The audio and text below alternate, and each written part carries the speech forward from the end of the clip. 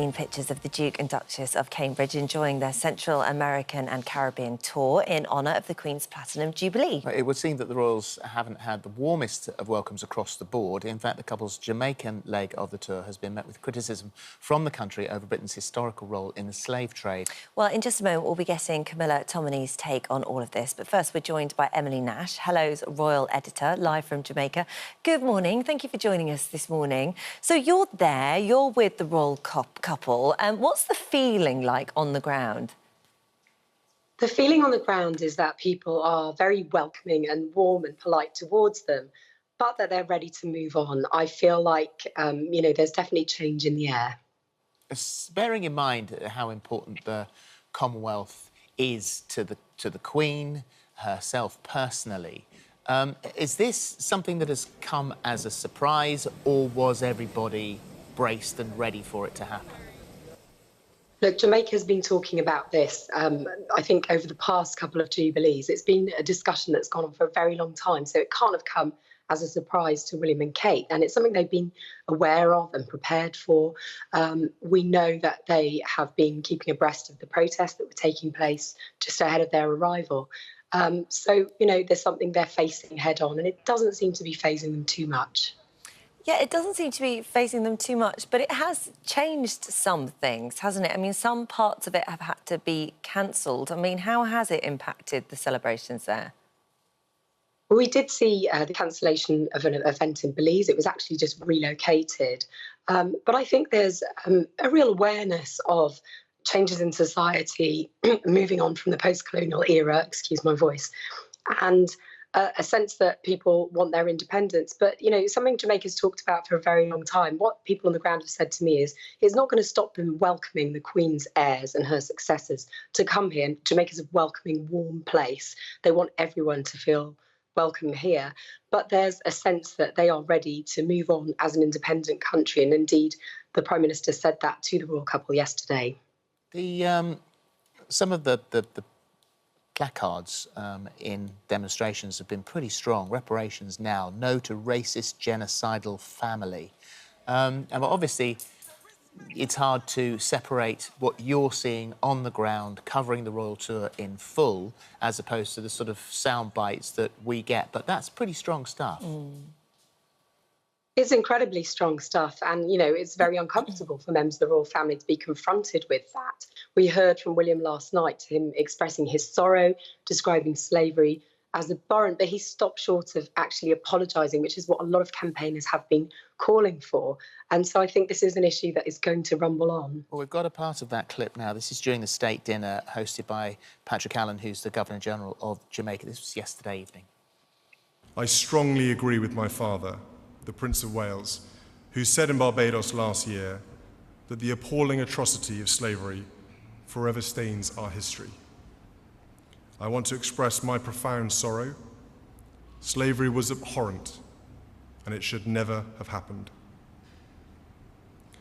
While the pain runs deep, Jamaica continues to forge its future with determination, courage, and fortitude.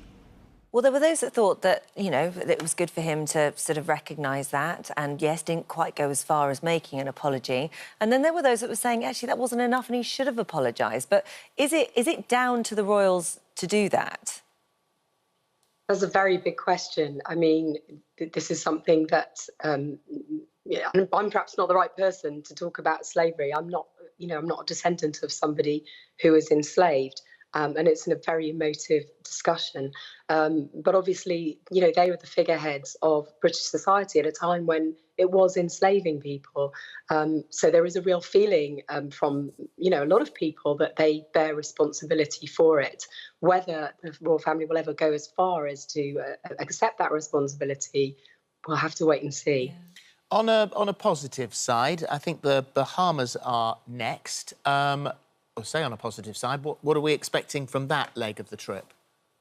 Well, there have also been calls in the Bahamas for reparations to be made. And look, anyone who's campaigning along these lines is absolutely going to seize the opportunity of members of the royal family coming to visit to get their campaign out there. They can't have better publicity than at a time like this. But that said, we should be seeing quite a lot of fun, light-hearted engagements. We're going to see William and Kate taking each other on a boat. And I think that, overall there have been some really lovely moments and a lot of excitement. It's important to say that not everyone feels like this. A lot of people on the ground have been really excited to see the couple, and they still retain a huge affection for the Queen in particular. OK, thank you, Emily. Let's speak to Camilla Tominey now and get her opinion on this. Camilla, first of all, why do the royals do these tours? I mean, we know this one is more tied up with the Platinum Jubilee, but what is the normal purpose of this? So the Foreign and Commonwealth Office usually dictates where they go, and it's true to say that they are worried about Caribbean countries like Jamaica flirting with the idea of republicanism, and so royals are drafted in to try and go on a charm offensive, essentially, to try and keep those countries on side. Previously, you'd have Prince Harry doing these sorts of trips, and I remember when he was back in Barbados some years ago, he managed to kind of pull the Republican movement off, and it lasted there for a few more years. It's important to note, though, that in Barbados, they became a republic on the back of the government saying so, rather than a referendum. And I think from the royals' point of view, they always say, particularly the Queen has always said, we are here for as long as our subjects want us to be here. If there's a democratic vote and the people of Jamaica or any other country decide that they want to dispense with the Queen as head of state, I think the royals just step back and say that's absolutely fair enough. With the campaigning, and Emily's just touched on it there, yes, you do always have quite vocal campaigners on any tour. I don't think I've gone on a royal tour where there haven't been campaigners. If not in the Caribbean, even in places like Montreal in Canada, there are campaigners in Australia still calling for a republic. But surely in order to kind of honour some of this history, the people of these Commonwealth realms need to be given a say and need to be given a referendum to decide, because it's not everybody's view just because some of these people are quite vocal. As we saw in Jamaica, there were people in Trenchtown shouting out William and Kate's name and sort of shouting, "We love you." So it surely must be for the people of these states to decide. Just explain to us why it is so difficult to come out and make a full apology. It was a heartfelt speech last night, but it dropped short of that apology. Why is sorry the hardest word to say? Well, I suppose from the royals' perspective, modern-day royals, are they to take responsibility for the actions that took place under Elizabeth I? And particularly when they're there representing the Queen has arguably been one of the biggest champions of the Commonwealth and its people. She pledged on her 21st birthday that she would serve the Commonwealth till the day that she died, and subsequently, she's become the most well-travelled monarch in history, visiting all of these countries to ensure that places overseas see their head of state as much as people do in Britain. And that's only been right. So I think from modern-day royals' perspective, they think that they've done a great deal to forge Commonwealth ties. But of course, they might be facing a losing battle here. The truth of the matter is, because of the Queen's performance on the throne and her stalwart support of Commonwealth countries, she remains sacrosanct.